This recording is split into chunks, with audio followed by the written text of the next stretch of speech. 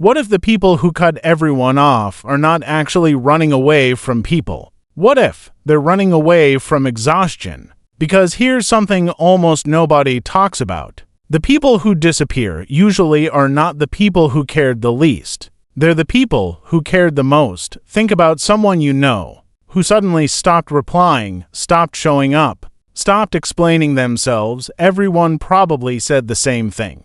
They've changed, they've become cold. They think they're better than everyone. But what if none of that is true? What if, behind that silence, there's a brain that's simply too tired to keep carrying everyone else? According to the United States Surgeon General, millions of adults report feeling lonely, disconnected, and emotionally isolated. Yet something doesn't seem to make sense. Some people choose a smaller circle. They ignore calls, leave group chats, delete phone numbers, walk away from relationships. And somehow, instead of feeling lonely, they feel peaceful, almost like they can finally breathe again. So why does walking away sometimes feel safer than staying? The answer doesn't begin the day they leave, it begins years earlier. Because people who cut everyone off usually weren't always distant. They were the reliable one, the friend everyone called. At 2 a.m, the family member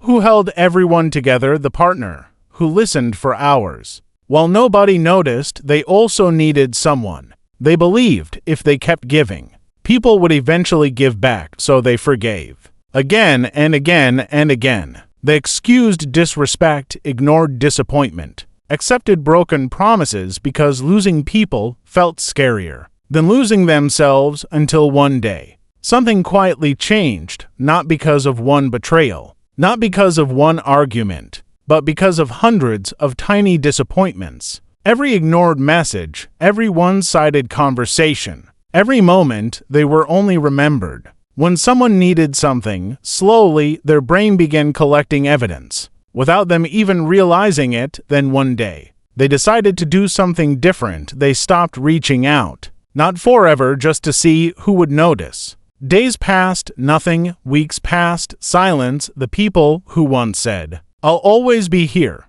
never even checked if they were okay. And that moment changed everything. Because sometimes the most painful realization isn't that someone left you. It's discovering you were the only one keeping the relationship alive. Most people think this is where someone becomes cold. Psychology says this is where the nervous system becomes exhausted. Dr. Stephen Porges, the creator of Polyvagal Theory, explains that your nervous system has one responsibility above everything else: keep you safe, not keep everyone happy. When relationships repeatedly become stressful, one-sided, or emotionally draining, your brain doesn't wait for permission, it adapts. Without asking you, it slowly shifts from connection to protection. You answer fewer messages, you stop explaining yourself. You spend more time alone, not because you hate people, because your nervous system has started treating emotional exhaustion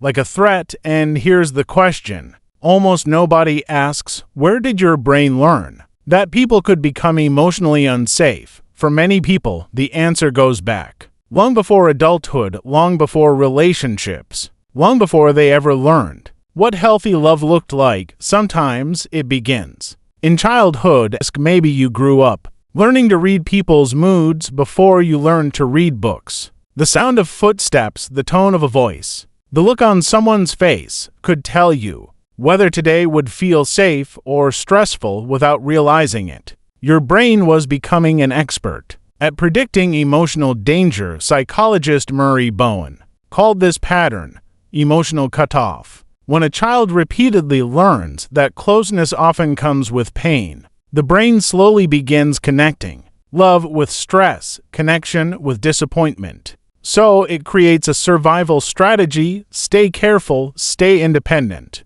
Don't need too much from anyone, because needing people can hurt. Years later, that same strategy quietly follows you into adulthood. Every new relationship, every friendship, every conversation gets compared to everything your brain has learned before. That's why people who cut others off rarely do it impulsively. They've been watching, listening, and noticing patterns for a very long time. In fact, a 2023 study published in Nature Neuroscience found that people who experienced repeated emotional stress show greater activity in the brain's threat detection systems. In simple words, your brain becomes incredibly good at reading people. You notice the fake smile, the delayed reply, the compliment that doesn't feel genuine, the friend who only remembers you when they need something, the family member who only supports you when it's convenient. Most people ignore those moments. Your brain stores them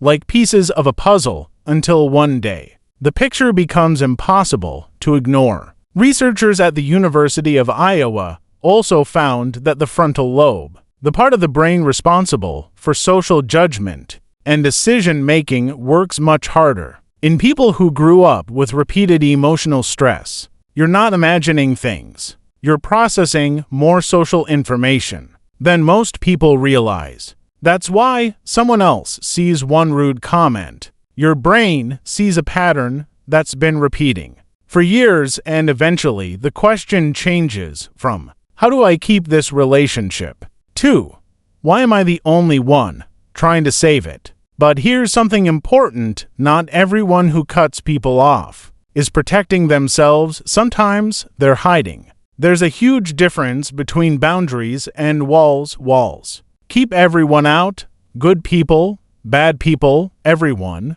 Boundaries only keep out the people who repeatedly disrespect them. Walls are built from fear. Boundaries are built from self-respect. So ask yourself, when you walked away, did you feel guilty or did you finally feel peaceful? Because relief is information. Sometimes your nervous system recognizes something unhealthy long before your heart is willing to admit it. Society often calls people like this cold, antisocial, withdrawn, but maybe they're simply selective. There's a difference between loneliness and solitude. Loneliness is wanting connection, but not having it. Solitude is choosing peace over constant emotional chaos. One hurts, the other heals. You're not sitting alone, waiting for someone to finally understand you. You're sitting quietly, hearing your own thoughts for the first time in years. That's not isolation. That's recovery. Harvard's famous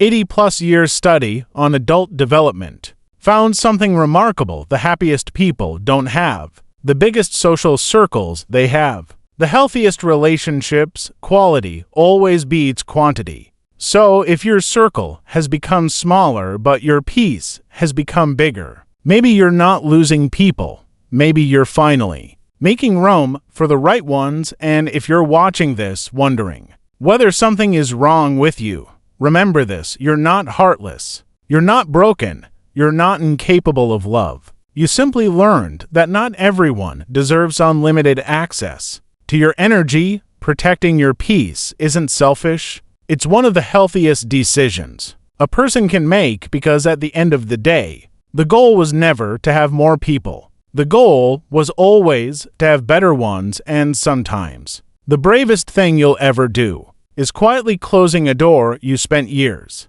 trying to keep open. If this changed the way you see yourself or someone you love, subscribe to The Curious Figure, because every human mind has a story most people never see. If this video helped you understand people a little differently, subscribe to The Curious Figure, because every human mind has a story, and every story deserves to be understood.